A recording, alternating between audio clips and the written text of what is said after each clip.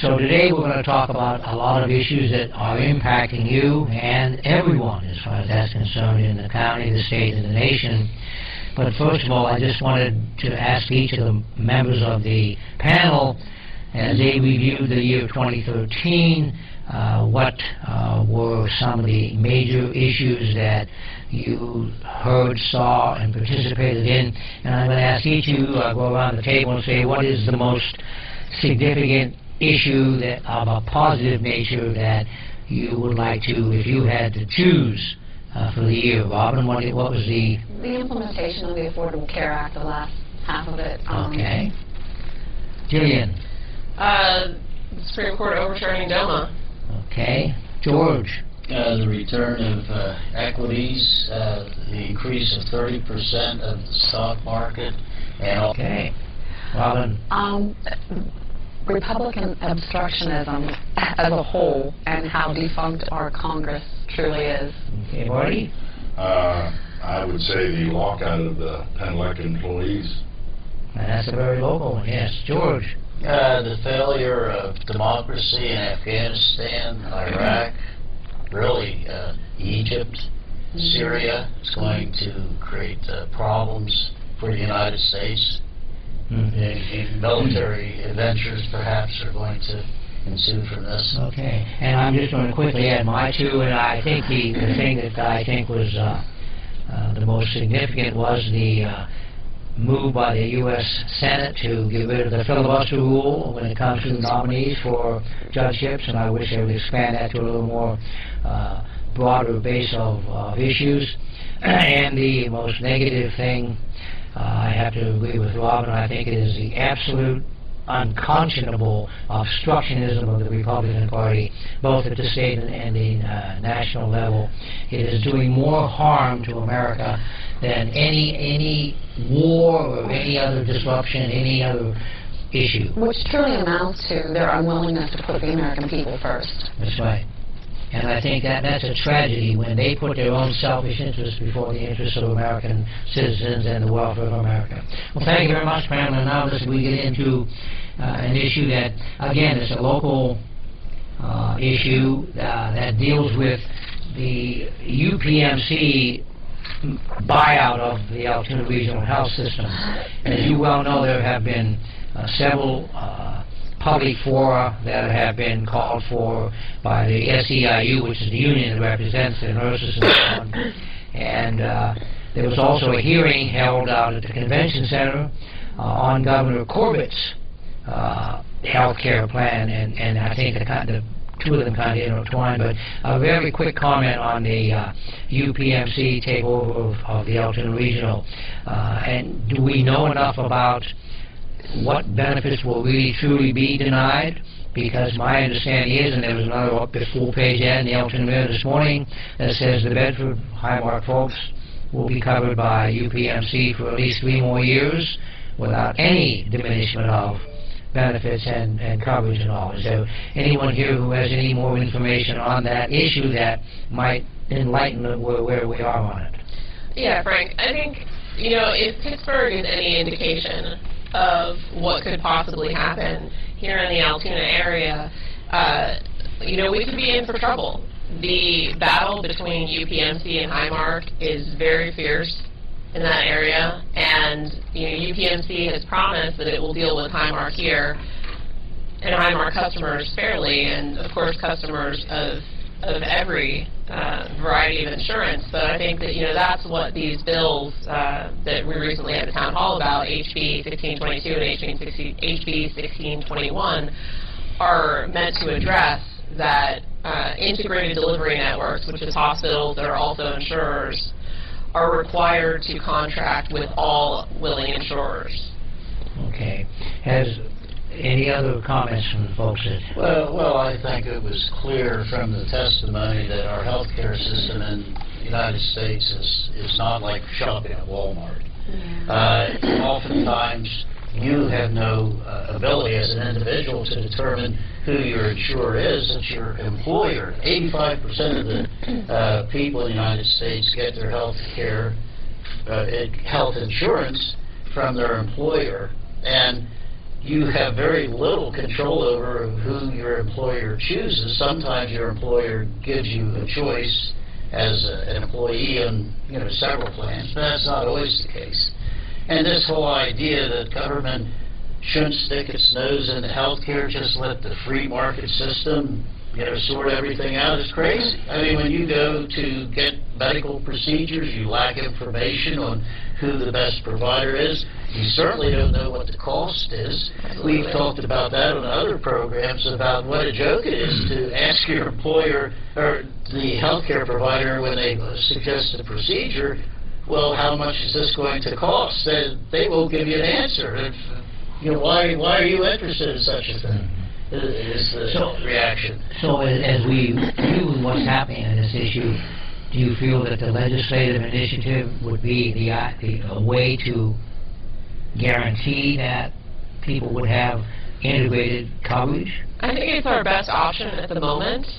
No, I don't know how. I was at the hearing last week or whatever it was, and I made it a point to challenge the one representative from Beaver County, Christiana, when he sat there and on 3 occasions said that he had 26 or 36 sponsees already for the sponsors for the bill. 26, yeah. But he then said on 3 separate occasions that he has some of his Republican colleagues are reluctant to vote for this bill or sign on to it because of the pressure from UPMC. He did. He talked a lot about the the multi-million-dollar ad campaigns that UPMC is running and sending out mailers in his district. I think for me the most troubling thing that he said, aside from that, was that he said, UPMC is not some big corporation that's publicly traded on the NASDAQ. They're a public charity, and they should act like it. And I agree that they're a public charity, and they should act like it. But I think the flip side of that statement is that clearly then, if they were a publicly traded corporation on the NASDAQ, then he feels that their behavior would be totally acceptable. Mm-hmm. And in fact, you do have a number of hospitals that are for-profit hospitals, not locally, but that's a common thing in parts of the country. Yeah. And invariably, their costs are higher than the cost from a charitable organization. Yeah. That's not to say that their charitable organization isn't expensive. And in fact, the head of UPMC, I think his salary was about $6 million last year. Yeah. These organizations may be a charity, but it doesn't mean the people inside the organization. Well, that's another thing that I raised the point. I raised the point with Christiane about that. But I want to get back very quickly to that statement about the pressure being put on by UPMC. Yeah. And if these legislators are reluctant to vote, then why are they down there? If this gives more credence to the fact that they're bought and paid for by special interests. In other words, if you can't vote the good of the country or the good of the state and to tell UPMC to stop it, I mean, I think that's egregious to publicly admit. Oh, yeah, and Christiana tried to back away from that. When he did try to back away, He brought up the Democrats in Pittsburgh also yeah, are afraid to but he specifically said Republican, that's why I jumped on it. In a retort to me, then he then brought up that, well, there's some Democrats, too. It really brings up the influence of money. Yeah. And really, this is a downfall for many issues in our government. Yeah. And, these people, these organizations, corporations that have money, they have a way out of proportion influence on what votes are. Like Alex, Yeah. writing their own legislation. Well, and then the other thing that Gillian referred to is that this charitable business, these people are getting away with murder when it comes to the charity designation. I mean, UPMC owns hundreds of millions of dollars worth of property. And then I said, why don't you then begin to take a look at the limits of excusing the ownership of property as opposed to non-taxable property for all so-called charities. Well, they backed away from that because then we don't get into the churches and so on. Right. Well, I still think all of these institutions have an obligation to pay a fair share. I mean, there are many churches that own untold properties. And why should they get away with not? They're not totally charitable when we see and hear these people who are church ministers and priests preaching political statements from the pulpits. And that charities are not supposed to be out there lobbying for legislation from the pulpits. So I think this whole issue, and he backed away from that real quickly. We don't want to get into that battle. Well, if that's one of the issues, UPMC, if they would pay even a minimal amount of real estate tax on their properties in Pittsburgh and all around the state, local governments would be able to really, truly get some help. Yeah, 30% of the real estate value in Altoona is not taxed. Yeah, that's criminal. That is. One of the other things I felt was interesting, Mike Fleck, the legislator from the 81st. He used to have the Tyrone area. You know, he brought up an issue in his area where, because it's more sparsely populated, this idea that if you have an insurance card that's the wrong insurance card, you really are in a difficult position because they're a little bit distant, depending where they are in the English district from Altoona. They can go to Lewistown, but Lewistown is being purchased by another healthcare organization, Geisinger. And then Huntington is being purchased by Pinnacle, which is a hospital system out of Harrisburg. And so if you have the wrong card down in his area, you have difficulty, first of all, getting any care sometimes because you have such a drive. But then, you know, you're limited again. If you have the wrong card, you can't go to Huntington, or you can't go to Lewistown, or just the opposite. You can't go to Altoona. I mean, this is a real issue, you know, like this. And you can go to them. I mean, but then you pay exorbitant rates because you're out of network. With UPMC now in the Pittsburgh area here again, you know, there were people last year when we had a town hall meeting about the merger of UPMC with the Altoona Regional Hospital.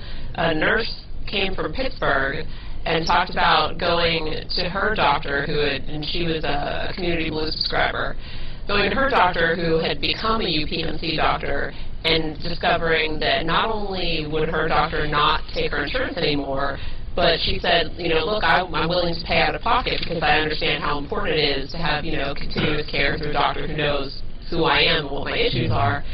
But they couldn't even accept cash out of her hand because she had the wrong card.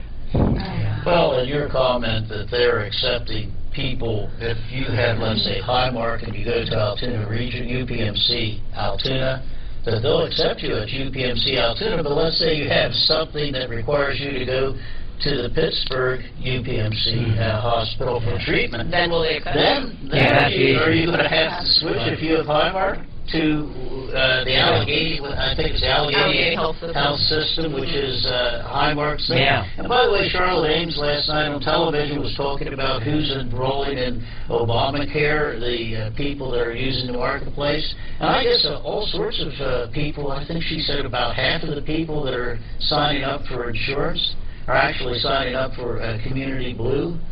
So they're Highmark people that are, you know, they're choosing their insurance, and if they end up with a problem getting it from UPMC, there's an additional...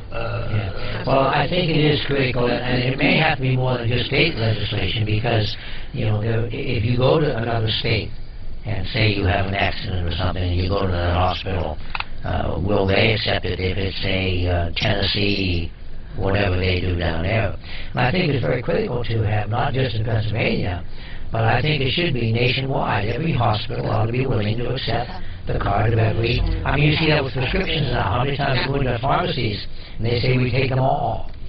So I think truly the health and welfare of our citizens is more important than the monopolistic policies of these companies that are absorbing. And yet, you will have noticed, I'm sure, during this town hall that each of the three Republican representatives there made a point of, you know, declaring how much they prefer the free market, how much they wanted the free market. Representative McGinnis even said, I'm no fan of the single-payer system. as though this were even on the table. Yeah, yeah, that's an interesting. Well, yeah, even Medicare, which they claim is a single-payer system, really most people anymore have Medicare Advantage, which is contracted with a private insurer. Yeah. This whole idea of a government takeover of our healthcare system, of course, I always wonder when I hear these words, you know, what are they talking about? It's the biggest lie in the world. Private doctors are serving you, private hospitals are serving you. You know, where is the government takeover? Yeah, well, see, that's the scare tactics that the lies and half-truths department of the Republican Party have been foisting on people for years and years. And I think we have to come back very strongly and argue that whole point. You know, that there's no credibility to that. And I want to say one other thing before we go to our first break. Many of the people in the audience who were there at the hearing, not the hearing, but the forum, are senior citizens, and they qualify for Medicare. Well, Medicare is covered regardless. You don't have to worry about UPMC or anything else. So anybody sitting there who was 65 or older didn't have a dog in that fight because their card's good anywhere. Yeah. Well, unless you, like myself, I'm on Medicare, but I choose to be with a supplemental. Yeah. And a lot of people are with HMOs because HMO, now that's one of the things people don't seem to understand. Remember this argument between Mitt Romney and Barack Obama about you're stealing money from Medicare to implement Obamacare? Which, by the way, Paul Ryan and Mitt Romney also were stealing money from Medicare. What they're really talking about is the Medicare Advantage programs, which end up costing the government about 14% more than if you have straight Medicare. Yeah. So, I mean, there are a lot of issues that could be settled if there were guidelines set up so that every state could be unique now. We're going to take our first break, and when we come back, we're going to be talking about some other issues, and I'm sure they will pique your interest.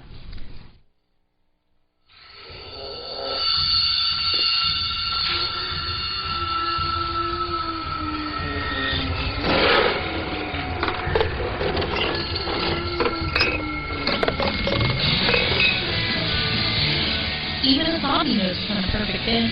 Assemble the perfect bin and you can win a $50 gift card to your local grocery store. For more information on the contest of winning a perfect bin, visit us at www.iotenvironment.org. 6 or 7, 8 minutes. Okay, welcome back. We're trying to get as much information to you folks who are watching, and hopefully you will respond in a positive manner when we ask you to contact your legislators and try to get some justice for some of the things that are happening.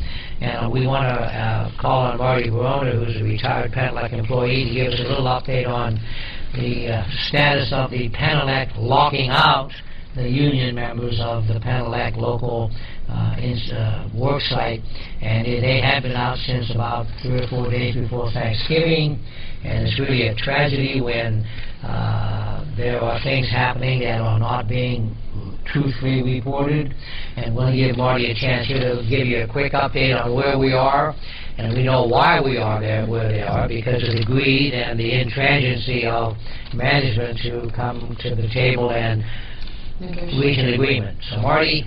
I have to correct a couple things. On the last program, I said I had 27 years service. I actually had 37 years. Oh. And I reported that First Energy spent $16 million for a stadium out there in Cleveland. That was incorrect because they spent $6 million. They're going to spend $6 million over 17 years. That's $102 million. And along with that $102 million, with Tony Alexander's salary at $23.3 million and his non-performance stock award for $9.3 million, and the stock award for those top executives, $40 million, that's a total of $174.6 million that they're spending frivolously. And while they're locking people out because of the big fight over the health care for retirees. Yeah, and besides taking away, like I reported the last time, the coveralls and the gloves, and they used to have a height climbing bonus. If you climbed above 100 feet, you got extra money. If you climbed above 200 feet, you got extra money. Well, they took that away too. And I'm talking to guys out there that say that they shut down the storeroom, so they don't have any supplies, and when they go to fix vehicles, they can't get enough material, and guys go out on jobs, they don't have enough material. I mean, they basically pick this company clean. And they have all these people in here. They had 35 rooms reserved at the Ramada, and they have rooms at the Comfort Inn in Duncansville. At the Comfort Suites, the O'Connor Lodge and the Super 8, they had unmarked vehicles there, so it's just unremarkable how much money they're spending on motel rooms and meals and stuff like that. And overtime. I guess last week, guys were watching, there was 6 utility trucks left the building. They went down to Perkins, and there was somebody, not from Hamlet, but a private person was watching them, went down there to Perkins, ate breakfast, and then come back to the building. And that was their day's work. Nice work if you can get it. Yeah.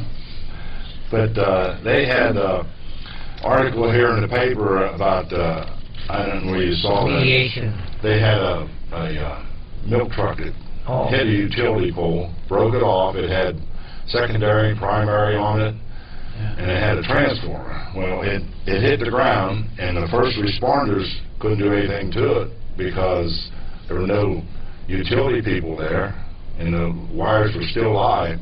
And the article said Penelec crews had a delayed arrival because they had to relay direction to out-of-state workers who are temporarily stationed in Altoona as local and Penelec employees are in the middle of a lockout. Well, had they not pulled all those people in from Bedford and put them in Altoona, they could have been over there in 15 minutes. And they could have solved the problem rather quickly, but they had to wait for these other people. Well, see, I think it's an example to what extent management will go to break the union, Yes. and they will spend all of this money consistently in the face of 1/10 of what they're spending would cover the contract provisions, even if they didn't get everything in there, you know. But it's obscene to think that and bringing all these people in and potentially causing dangerous situations. Yeah, a friend of mine that lives out in the Loop, they had an interruption yesterday. It was supposed to be from 8 to 11. And they got down there, the guy said they must have had 6 or 8 trucks here, and there were about 40 people standing around and just a couple people working. Well, they sent some picketers down. They started hollering at them, and then they called the rent-a-cops down. And they didn't finish that job until almost 4 o'clock. Now, that's inefficiency in the works. And that's putting a hardship on the people. If they didn't have electricity, didn't have the food's not so bad, and in the heat, that weather we've been having. Yeah, it was cold. Did anybody see that article in the paper today about Penelec with making the discussions on the contract? Penelec called for a meeting in Pittsburgh. Yeah, they have a federal mediator, yeah. Now, the article said this is what the company said, Scott Surgener said. They showed up 50 minutes late, asked 2 questions about data we provided, disappeared, and we said enough for today, and then they weren't there to negotiate. Well, I talked to Ben Wilkinson. He's Executive Vice President, Local 102 and Branch Local 180. He was there at the meeting. I said, how true is this article? He said, well, here's what happened. We went there at 9:30, as we were told to, and they waited until the company would see them. Well, the company came out at 10:25, and they talked with the company until 10:50. And then they took a break to confer with their mediator, and the mediator come back and said, well, you guys may as well go home. And he said they walked out. So they're turning this whole thing around. And just lying. We're going to jump on Penelec. I have a little problem this is about 4 years ago, I've never said it before, I had a rental house that lost electricity, although not exactly lost electricity. It was surging on and off, and at first I didn't know what happened. The people that were renting the house called me, saying the electricity's working strangely. Equipment was turning on and off, and you flick a switch to turn it off and it would turn it on. Well, what was happening, there was a tree limb that kept hitting the neutral wire out as the wires from the pole went to the house. So, I called Pellick and said, well, you damaged equipment. There were 2 computers that got ruined. There was a strain on some of the electric motors because we kept losing the neutral wire, I guess, as the branch would swerve and hit the wire. So when I called Pellick, they tried to make it my job to cut this limb. And I got very upset. I went into, you know me, Frank, I went into the PUC rules and tried to see what responsibility the utility had to maintain these wires. And of course it was Pellick's job to maintain the tree limbs didn't hit their wires. Well, I complained to the Attorney General. That's the avenue you take if you disagree with a Pellick decision, First Energy decision. Yeah. And the Attorney General ended up not doing anything. So Is that Corvette? well, that was under Corbett, yeah. He was busy doing whatever. Yeah, he didn't want to take care of a little. It was about $500 worth of equipment that was ruined. He was too busy covering up Penn State's game. Well, but anyway, you think about it. You're protected by the government, supposedly, for them not doing their job. Yeah. But in my case anyway, the government said, hey, you're on your own. Yeah, when you lose your neutral, it does strange things through your electricity. Yeah, and that's a shame because when you go up against a corporation too, and many times there are issues that these people don't want to go ahead and buck some of these people, depending, and again, on what party you're in. A lot of times, there is a certain level of collaboration, and well, so bottom line, Marty, is there any hope, very quickly, for a settlement? Because I don't know with the hard-headedness of the company. I sorted out, but one good thing that's coming out of this, they finally, last week, they started getting unemployment. When they first filled out the papers, there's a week waiting period. There is, yeah. They filled out the papers, and then the company filled out their papers wrong, and sent them in. Convenient. Yeah. Sent them in, How and convenient. they said, well, they're on strike. Well, that They were not disqualifies. See, that's the whole thing. Then they stalled some more, and they finally did fill out the papers the right way, and then they admitted, yeah, we locked them out. And once again, Finally. it comes at a time when it's winter, when it's the holidays, Yeah. and you're depriving people of their... Well, the bad thing here, too, is they not only had no money, when they got locked out, they lost their health care. So if they got sick or their wife or their children, they had to dig in their pocket. And how callous, and why not negotiate it on the block, around the clock, day in and day out, to get a settlement? They have no feelings for people.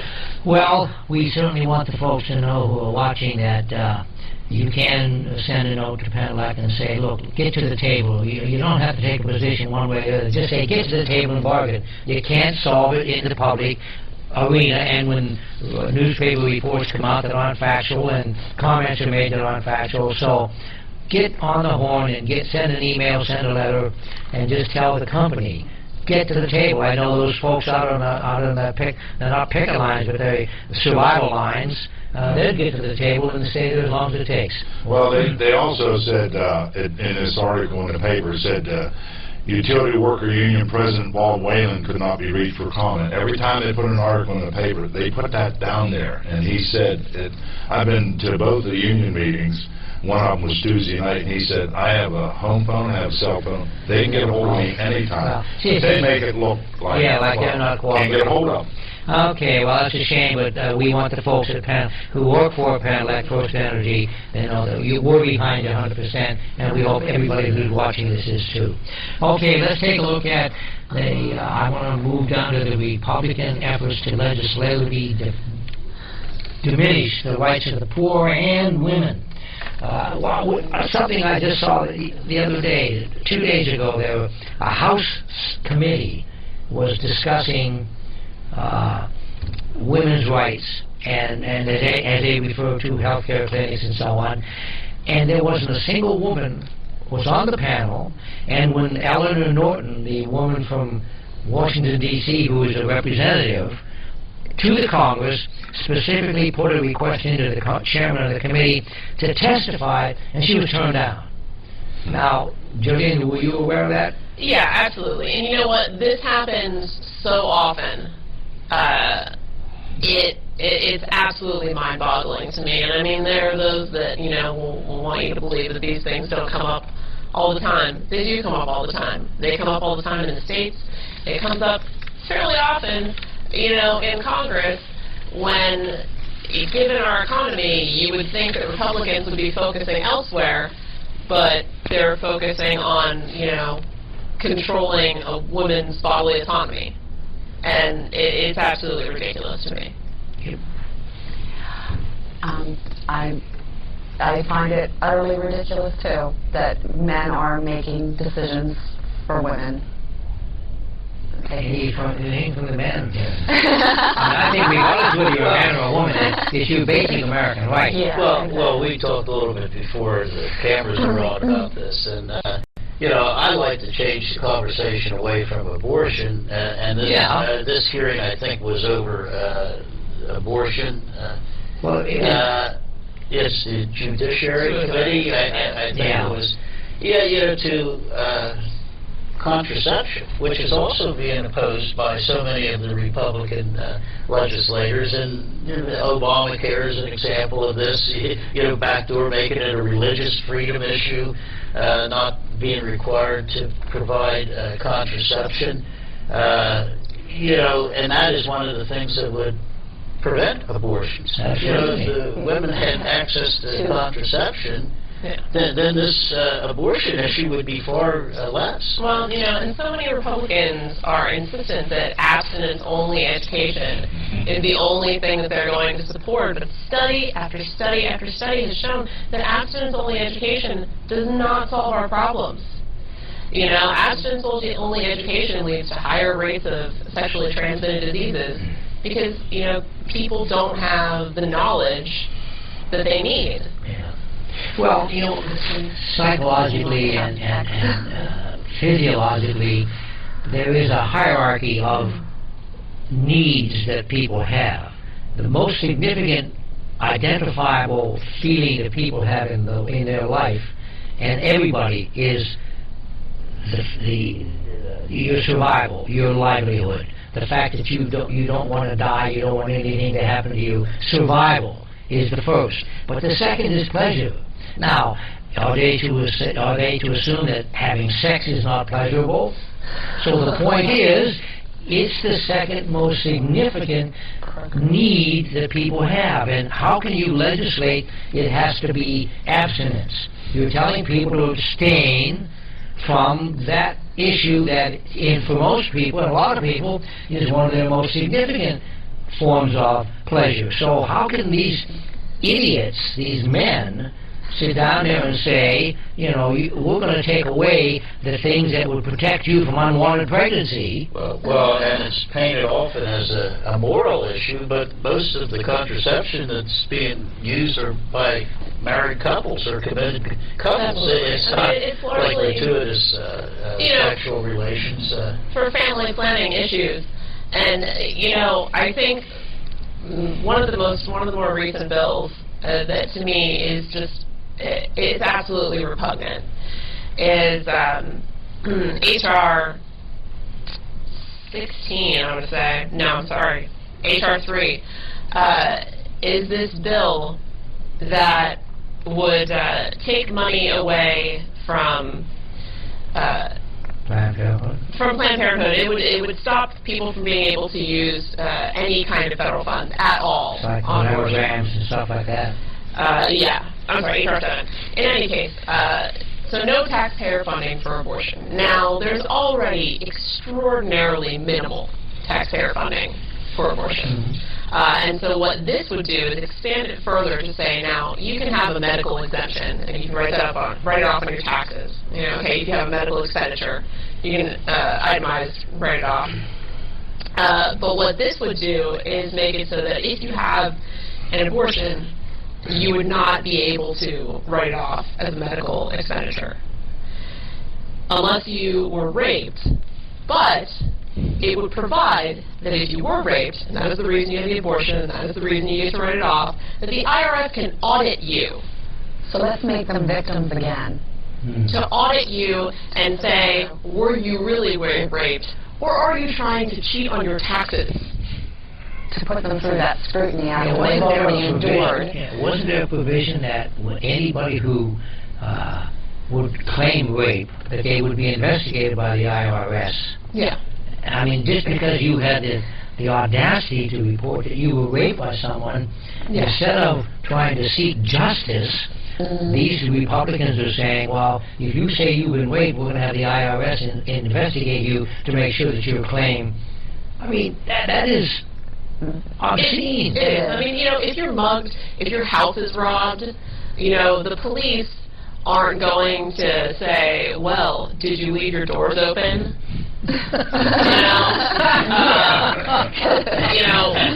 Was your wallet too big? Why were you carrying so much cash on you? That's what happens to you. That only happens. Good point. Yeah. That only happens when you're raped. That only happens when you're a woman. Yeah, and if you were dressed scantily. How were you dressed? What were you wearing? Why were you there? You were asking for it. Yeah, exactly. It's incredible. How can intelligent, supposedly decent people begin to think and do these things? Don't they have wives and children, daughters? Once again, it re-victimizes women. They've already endured the horrible ordeal of being raped, and then you're putting them through, like they caused it. It was because of their bad choices somehow that they were asking for it. The thing that boggles my mind, there are women legislators who vote for these things. Republicans, I'll tell you what.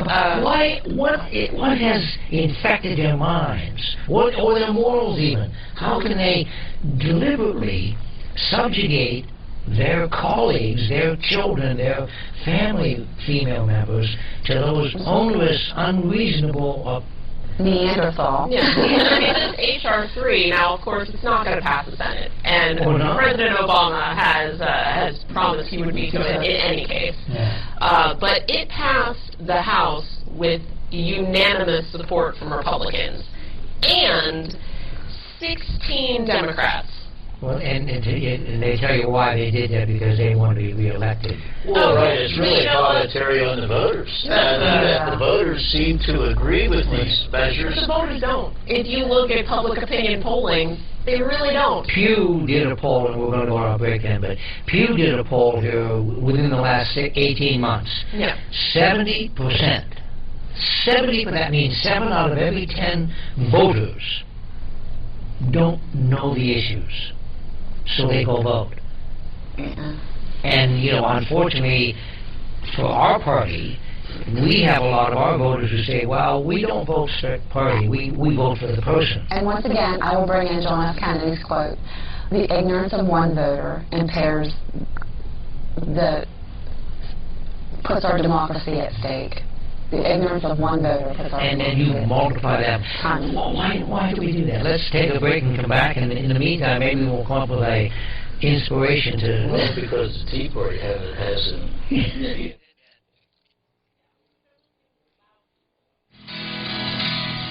Overlooking the city of Altoona, the Booker T. Washington Park had lost its luster. With that in mind, Operation Our Town and the Central Blair Recreation and Park Commission, in collaboration with the NAACP, set out to give back to the community. The court was in bad shape. It needed some new backboards, rims. There was cracks. There was grass growing up on the court itself. New additions to the park will include a renovated basketball court, playground for families and friends, fitness stations, and a walking path. I can't wait till everything is done, so I can bring my grandkids to play in the playground. Kids can use it for whatever their imagination brings them. Members of the community already have noticed a difference. stuff for the kids to do to keep him out of trouble.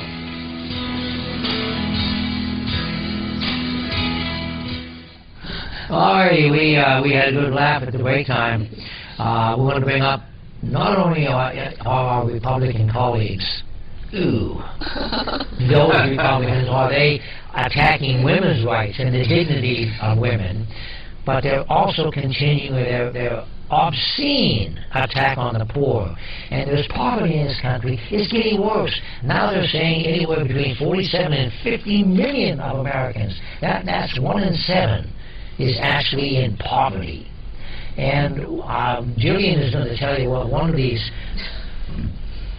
guys had to say about poverty.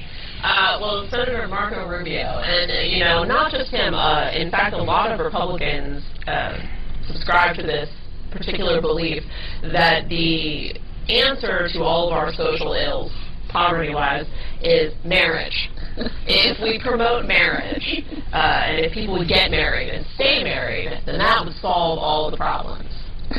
Now, anybody sitting here, for one moment, can you imagine that if every person who is eligible to be married would get married, would we eliminate poverty? Would we then have jobs and homes and cars and income for people? Well, so many of the households, it's actually the women who are going out and earning the income. So I'm not clear, where the logic is in all of this. What a simplistically stupid thing to say. What about the people who never get married because they don't want to? I mean, a lot of they can't find a partner. Well, if they can't find a partner, what about divorce? If they want to talk about legislating something instead of abortion, what about divorce? Divorce causes more damage, more destruction, more turmoil and pain than all of the abortions put together. Because abortions affect that one person who has the abortion. Poverty affects the whole family and everybody else. What is causing people to think that way? Honestly, I don't understand it, but because here again, if you look at the studies and you look at the data, it shows that women who are in situations where the only answer seems to be marriage, those marriages tend to end in divorce, and when those marriages have children, the single parent then who has to deal with raising that child has to handle the economic burden is usually the single mother.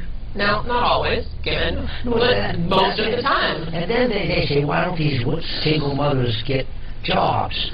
Well, the thing about it is, many of them need training to get jobs. So they have children at home. They don't have a car. And so they don't have a babysitter. They can't go to a training session because they can't drive. And who's going to watch their kids while they do this? Yeah. And what kind of job would she have? So we have universal child care. Oh, no. Universal child care, that's something that was recommended under the Kennedy administration. We still don't have it. Yeah, I know. At least with Head Start, I noticed this latest budget agreement actually gave more money for Head Start after it was, of course, cut by the administration. Because, they went that's one good thing that happened, the $1.1 trillion spending bill. We'll get that in a minute, but Marty has a comment he wants to make here about poverty. You talk about the poor people and the people who legislate against the poor people. Marty's going to tell you about all those poor people in Congress. Yeah. Now, people in Congress, they make $174,000 a year, unless... I thought up to 180. Well, no. It's like Boehner and Ryan, they're over 200. Yeah, 224,000, something like that. So the average person works 264 days a year. Congress this year is going to work 112 days. And they make that $174,000 a year. Their daily pay is $659. Now, if we would pay them for the days that they showed up, they'd only make $73,808. Those poor guys. Yeah, and Paul Ryan said we have takers and makers. Well, I think he's one of the takers, because they're actually stealing $100,000.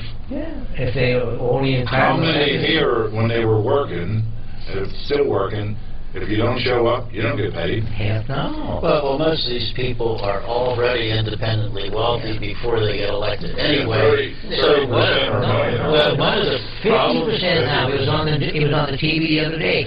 Over half of the Congress people in Washington have a net wealth of over $1 million. And they're going to be sympathetic to the demands of the poor people. They're not sympathetic. They're saying, pull up by your bootstraps, go get an education. Yeah. They make it impossible. You do nothing about the student debt. Yeah. $200 and some million or something. The thing is, that there was no attempt to understand the plight of people. I think some of these people have drunk the Kool-Aid about the Republican position that everybody should be self-sustaining. That would be okay if everybody had the same opportunity. If the playing field was level. And there were jobs. And the Republicans have not introduced a single job bill. Yeah. I mean, so how can the people survive? Right, and with unemployment now, not being extended. You're talking about people that traditionally have had jobs, and now they're feeling the bite of all this austerity that seems to be the rage in government, not to have any government program do anything. There's a lot of corporations that aren't paying taxes here. GE, my brother-in-law retired from GE. They made last year a profit of $14.2 billion, of which $5.1 billion came from operations United States. What they pay in taxes? Nothing. Zero. And it gets worse. Not only didn't they pay nothing, but they collected tax benefits of $3.2 billion. Yeah. See, they're still subsidizing that. And there was a thing today I just caught in the business section of the Altoona Mirror. Bank of America, between October and the end of the year, made profit of $4.1 billion in just 3 months. The banks. Yeah, that's ridiculous. Well, the corporations do have a stockpile of money. Yeah. I mean, and they're not investing in jobs. It's not the government's role to expand jobs. It's the businesses. Well, I've been waiting around for a number of years. This isn't a new phenomenon. The businesses have lots of cash on their balance sheets. They have no demand for their products, so they're not expanding their production because people can't buy. That's why they don't have it. If you don't have a job to make money, you can't buy. When are they going to admit, this trickle-down economics does not work? There was a really interesting piece on NPR where the sort of creator of trickle-down economics said, it doesn't work. What you find if you think logically and look at, the data is that when you give people more money, people on the lower end more money, they will spend it. People that have millions and millions of dollars, you give them millions and millions more dollars, they're not going to spend it. They don't need it. Back along the same line, back in the 50s, corporate taxes contributed 30% of the federal government's revenue. Today, that number has fallen to less than 7%. That's criminal. That's criminal. Okay, we're getting down to about the 7 or 8 minute mark, and I know there are some other things we talked about. George, is there something on your... Well, this is in regard to poverty. Here in Pennsylvania, we have an interesting phenomena where Obamacare has passed, although locally here you wouldn't know it because there's no discussion anywhere. If you have questions about whether you're eligible for anything under Obamacare, in other words, subsidized health insurance, you better, call an 800 number because there's no one you can go face-to-face, present your situation, and talk to. Now, there are places that have it. Well, absolutely. In Huntington, they have 3 places. You have 3 offices in Huntington. They have 1. In Blair County, 0. Now, can you it's like, what is going on? I totally don't understand that there isn't at least 1 office in each county. There was supposed to be navigators. That was the word that they used. These are people that guide someone to obtain the benefits of Obamacare. In Blair County, no organization, I guess, stepped up to do it. I'm not even sure what the reason is. they're being chosen by the state governments. And there was a blurb on the TV just yesterday that in Texas and in Florida, those navigators have been told you cannot answer questions, and they gave them a whole list of issues that you can't answer. Well, this was actually an issue at the beginning because you have a license to sell insurance in most states, in fact, I guess every state, and these navigators, they were being criticized because they're basically advising people on insurance, but they don't have a license. You know, and in Pennsylvania, I'm not really sure how it played out. Maybe that's one of the things that happened. I'm not police should tell us. They should tell us why we don't have it. There's silence locally about Obamacare. It's like it doesn't exist. Well, Corbett and the state government have been so reticent to do anything. Well, in fact, they have a proposal before the government that they want to take the Medicare monies, and then they want to bid it out to private corporations. Yeah. And they want to set these high-risk and low-risk standards for getting the money from the Affordable Care Act. Yeah, they made it very complicated. Yeah, Georgia was at that hearing. Yeah, it already is complicated, even under the current rules. But let me just say, just so the audience understands, that right now, the people here in Pennsylvania that first of all, childless adults, there's still categories, childless adults, if they earn over $8,953, I'm talking one person, and they earn less than $11,000. In other words, between basically $9,000 and $11,500. If Corbett hadn't done this healthy Pennsylvania thing, if he had just let Obamacare play out, they would be eligible for Medicaid. The people in that income bracket, between, let's call it $9,000 annual salary, year reportable income, and that includes Social Security and things. And this is pre-tax? This is pre-tax. Wow. Yeah. So they would be eligible for Medicare. As it stands, they're not going to get it this year. Now, maybe they'll get it next year. I'm not sure. I attended that Healthy PA thing at the convention center, and Corbett has added a number of restrictions. There's you have to go look for work required. That's right. That's the other thing. The federal government doesn't even put that in. You should be working. Yeah, and we're talking here about Medicaid, just to clarify. Yeah, we're talking about the expanded Medicaid under Obamacare. And then if you're a family of four, let's just talk about a family of four, the same thing of $9,000 up to $23,550. You could earn $23,550 under the Obamacare. And be eligible, your family. Under Healthy Pennsylvania, they're not. But under Healthy Pennsylvania, they're not. Maybe they are eventually, but we don't know. That's not we don't know. Yeah, they have to get this whole thing approved. The administration has to go and say, we want all these waivers. No, not with that. There are 23 different exceptions, and that one guy's testimony was really great. They listed 23 different exceptions. And the thing about it is, we're losing almost $1 billion a year because we didn't accept the government's offer to expand the Medicaid, and they would reimburse it totally. Now all the money that they're spending. There's 3 reports I keep quoting on this show, but let me just run down. We already spend the money. That's the irony of the thing.